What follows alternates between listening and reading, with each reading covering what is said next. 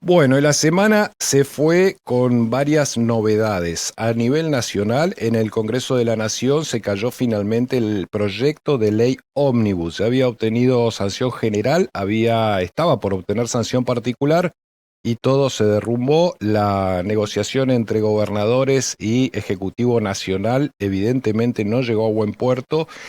No hay más ley ómnibus. El propio presidente del bloque de diputados libertarios pidió la vuelta a comisión, es decir, en términos de técnica legislativa se podría traducir como maten este proyecto, lo empezamos de nuevo porque no lo queremos de esta manera. La orden habría venido directamente desde el propio presidente Javier Milei, que estaba en Israel haciendo relaciones diplomáticas barra religiosas. Ese fue un capítulo que abrió toda una nueva instancia de la política argentina porque a la caída de la ley ómnibus siguieron dos fenómenos. El primero, el enojo de Javier Milei con gobernadores que no le garantizaron los votos en el Congreso de la Nación, nombró a varios mandatarios provinciales como traidores y acto seguido, o 48 horas más tarde, comenzaron a informar desde el gobierno nacional una línea de ajustes que ya estaban previstas, pero no de esta manera. Incluso algunas de ellas se encontraban en el capítulo fiscal que había sido retirado por el gobierno nacional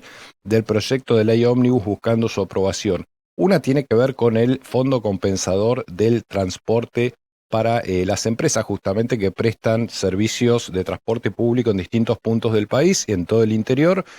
un, eh, una partida muy importante, tanto para gobiernos provinciales como fundamentalmente para municipios, porque los ayuda a costear la prestación del servicio de transporte con recursos nacionales y evitando llevar a la tarifa individual, a la tarifa que pagamos todos cuando compramos un boleto, el precio y la suba del precio de ese transporte. Bueno, Milei dijo, basta, esto se acabó, no hay más subsidio de transporte para las empresas, lo que vamos a hacer es subsidiar a la demanda. ¿Qué quiere decir esto?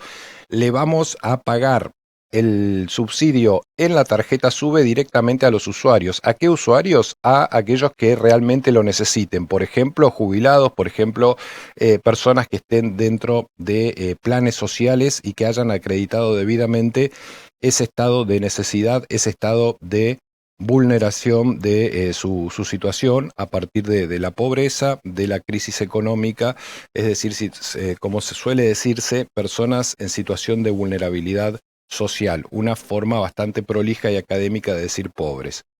Las dudas son muchísimas. Por ahora, estos anuncios parecen más una calentura del presidente de la Nación por la caída de la ley ómnibus que otra cosa. ¿Por qué? Porque no hay por ahora datos concretos sobre la posibilidad de aplicar ese subsidio a la demanda. Es decir, muchísimas provincias y ciudades de la Argentina no tienen tarjeta SUBE, no tienen la infraestructura, no tienen la capacidad hoy de hacer operativo el nuevo sistema de subsidios a los pasajeros. Entonces, para empezar a hablar, debería haber un trabajo muy fino en materia de políticas públicas para que esto se pueda concretar tal cual rezaba el informe del gobierno nacional que fue emitido hace 48 horas. Esta medida de Milei fue acompañada también por otro anuncio del gobierno nacional que no enviaría a las provincias el dinero para la educación, es decir, para el inicio de clases.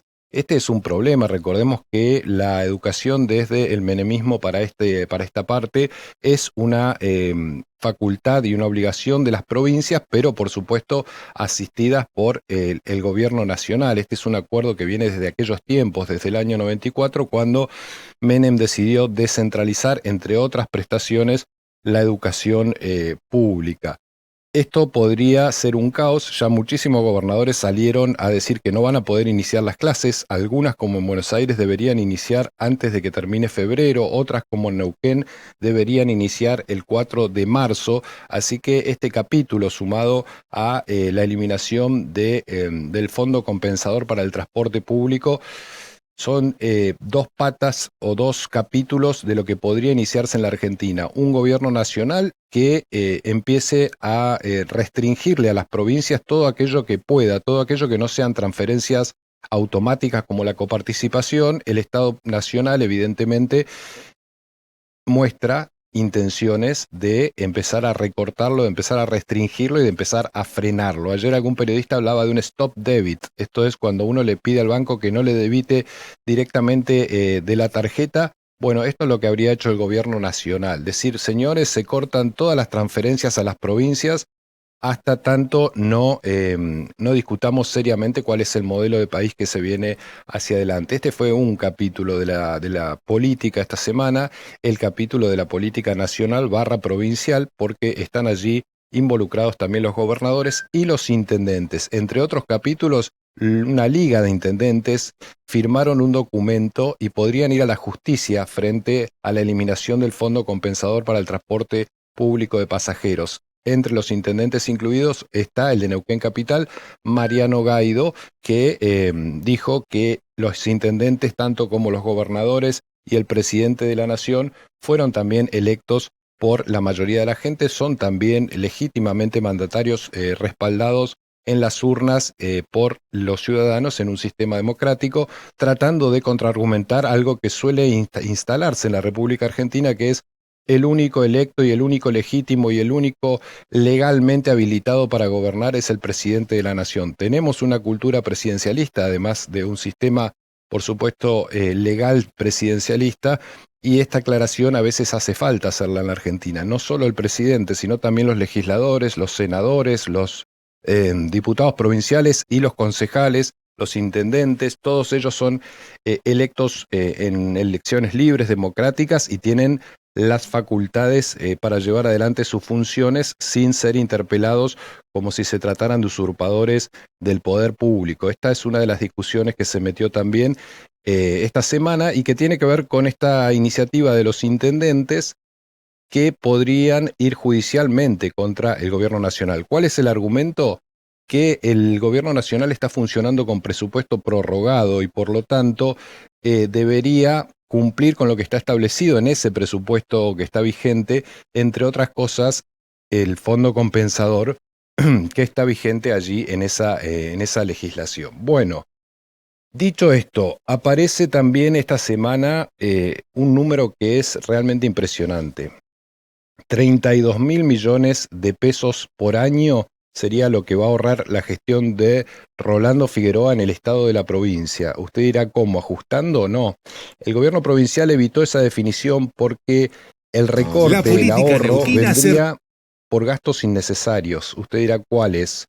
Gastos innecesarios como camionetas alquiladas, algunas de las cuales son 0 kilómetros y están sin usar, es decir, se alquilaron y ni siquiera se utilizaron.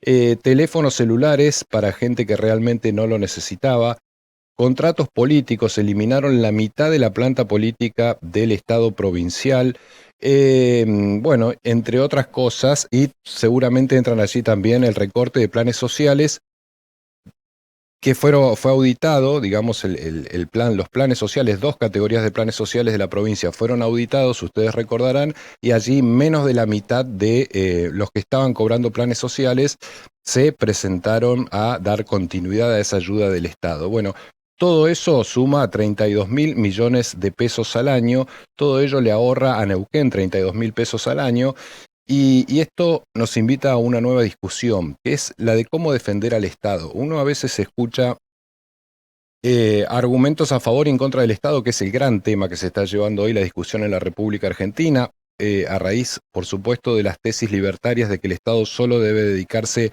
a algunas cuestiones mínimas, como cuidar la propiedad privada, la vida y la libertad.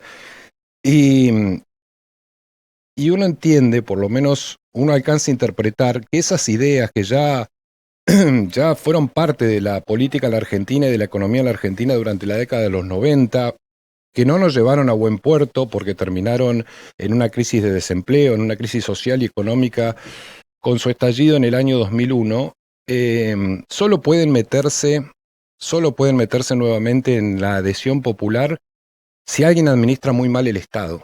Y este es el punto. Yo creo que más que las fuerzas de la libertad, que más que los argumentos que Javier Milei puede esgrimir a favor de su tesis libertaria y de su tesis liberal clásica, la pelota en el área se la deja picando el progresismo cuando administra mal el Estado. La mala administración del Estado es mucho más fuerte y mucho más propensa a alentar las ideas liberales que los propios liberales, que los propios argumentos que puedan dar los liberales. Y esta es la discusión, me parece a mí, que uno podría decir se viene en la Argentina y que tiene que ver con la autocrítica que debe hacerse el progresismo en nuestro país. Es decir, si se defiende el Estado hay que defenderlo desde una buena administración, si se defiende el Estado hay que defenderlo desde el cuidado del recurso público, si se defiende el Estado hay que evitar los excesos, si se defiende el Estado hay que administrarlo a conciencia de que se está hablando del dinero de todos y